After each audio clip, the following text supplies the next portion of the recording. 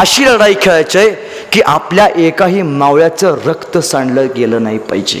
जागा खडा जिथं आपल्याला सोनं भरपूर मिळेल. हंबीर मामा म्हणले, राजे एक जागा मोक्याची आहे. कुठली? बहादूरगड, बहादूर खानाचा गड. पण महाराजांनी दुसरी अट टाकली.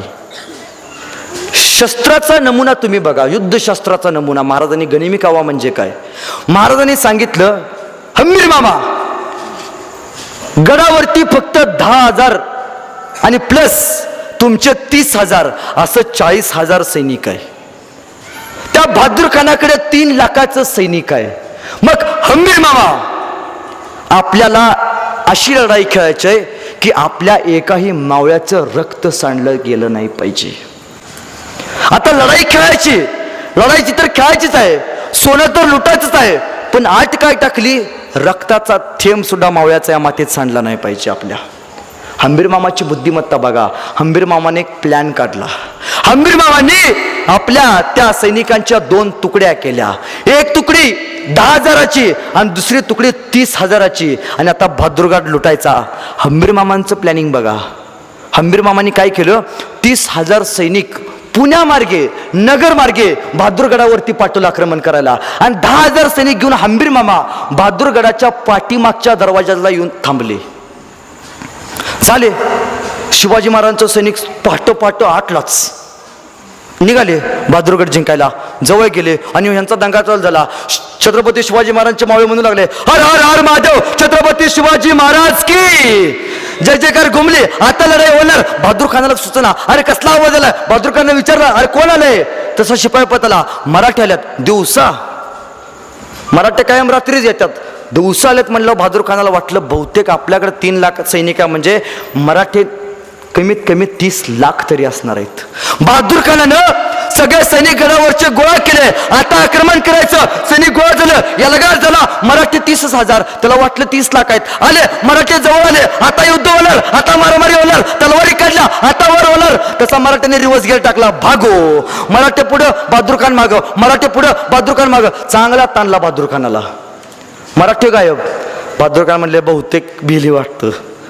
आपण 3 लाख आहेत आणि 30,000 पळून गेले. बहादूर खान माघारी यायला लागला, जितम जितम करत. जसा गडाच्या जवळ आला तसं मागणे मराठी परत आले. हर हर महादेव, आता बांधणं होणार, आता ललकारी होणार, आता युद्ध होणार. तलवारी निघाल्या, आता वर होणार. मराठीने परत रिव्हर्स गेअर टाकला. भागो.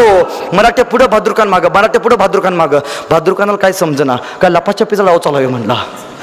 पण मराठी काय ऐकणार. मराठीने ताणलं, एवढं ताणलं. बहादूर खानला सुचायचं बंद झालं. मराठी गायब जंगलात. बहादूर खान म्हणला, आता माघारी नाही यायची, आता लय ताणलंय म्हणला. बहादूर खान माघारी यायला निघाला. जितम करत जो बहादूरगडाच्या जवळ आला, एकदम जवळ आला. मराठे परत मागणे पळत आले. हर हर महादेव, छत्रपती शिवाजी महाराज की जय जयकार घुमले. आता युद्ध होणार, आता तुंब युद्ध होणार, आता मारामारी होणार. तलवार काढली. मराठीने परत रिव्हर्स गेअर टाकला. भागो. मराठी पुढे, बहादूर खान मागं. मराठी पुढे, बहादूर खान मागं. मराठी पुढे, बहादूर खान मागं. मराठी कात्रज मार्गे, नगर मार्गे मराठी पुण्यात आले. बहादूर खान मागच. तोपर्यंत बहादूर खानाचा एक सैनिक म्हणला बहादूर खानाला, हुजूर ऐसे लागताय मराठी भाग आहे, तू गप्प बस, तू चुप बैठ. जातील तिथं वर ताणायचे. मराठी पण ऐकण्यात. मराठी पुढे, बहादूर खान मागं. काही मराठे कात्रच्या घाटात, काही मराठे त्या देहूला आणि काही मराठे स्वारगेट कर. मराठी गायब. ह्याला सुचायचंच बंद झालं. पण बहादूरगड पुण्यापासून 100 किलोमीटर अंतरावर ते. 100 किलोमीटर याला ताणला लांब नेला. आणि इकडं हंबीर मामा 10,000 सैनिक घेऊन गडाच्या मागे उभा होते. हंबीर मामा गडावरती गेले. वॉचमॅन गेट म्हणून थापड्या देऊन सुजवली. आत गेले, सोनं घेतलं. हंबीर मामा गायब. बहादूर खानाला वाटलं झालं आता मराठी गेल्या, आता काय माघारी येणार. सगळं शांत झालं. आणि बहादूर खान ढोल ताशा वाजवत निघाला. जितम. ह्यो जसा बहादूर खान बहादूरगडाच्या जवळ आला, ह्या गडाला फक्त धूर दिसायला लागला. ह्याला काय सुचनास. शेवटी एका सरदाराला तर बोलून घेतलं. अरे क्या हो गया, कोण आया था? मराठी हुजूर. क्या बघते हो? कौन आया था? मराठी हुजूर. तो हम किसके पीछे गए थे? मराठों के हुजूर. नहीं, मुझे फिर बता. कौन आया था? मराठी हुजूर. अरे तो हम किसके पीछे गए थे? मराठों के हुजूर. मेरे को कुछ समझ में ना रहे. त्या माणसानं सांगितलं, हुजूर ते पंटर 30,000 फुटणे घेऊन आले होते आणि तुम्हाला चांगलं 100 किलोमीटर ताणलं आणि मागं 10,000 उरले होते. येऊन थापड्या देऊन सोजून आम्हाला घेऊन गेले.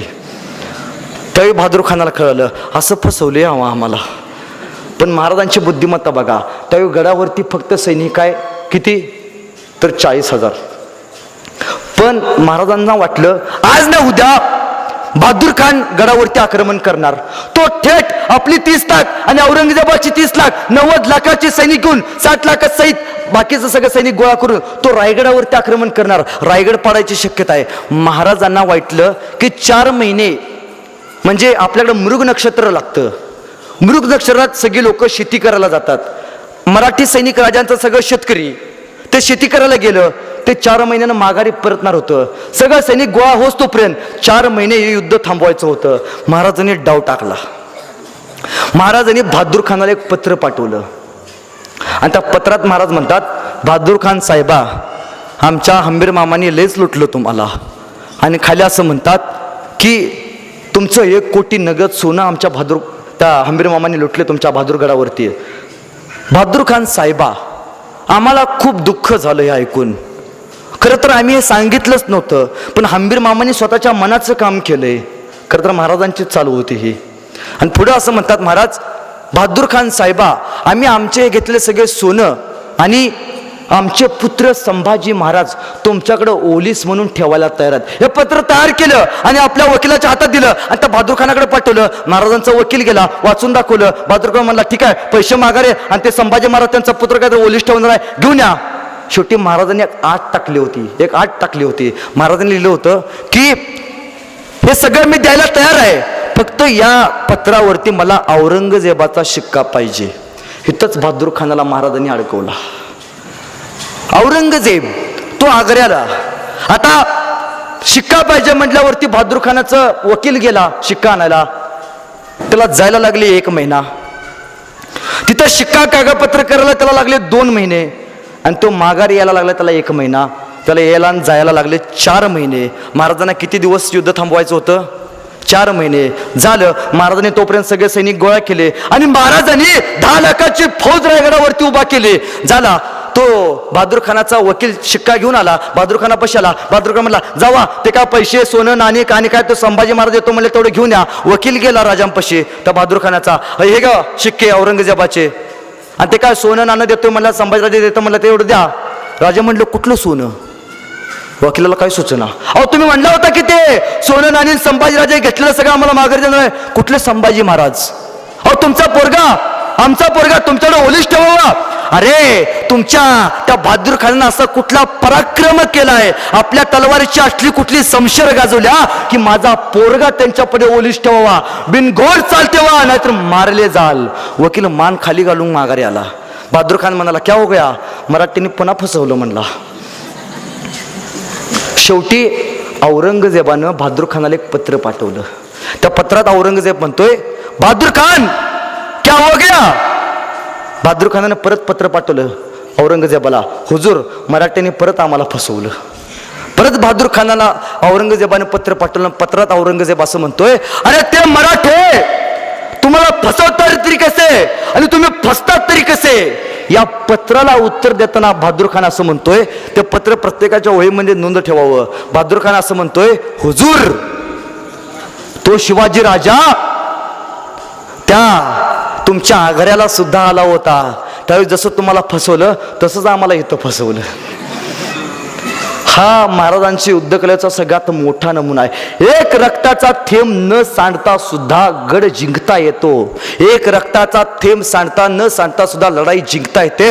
हे शौर्य इथल्या मातीमध्ये कुणी निर्माण केलं असेल तर ते छत्रपती शिवाजी महाराजांनी केलंय. हा संस्कार आहे हो.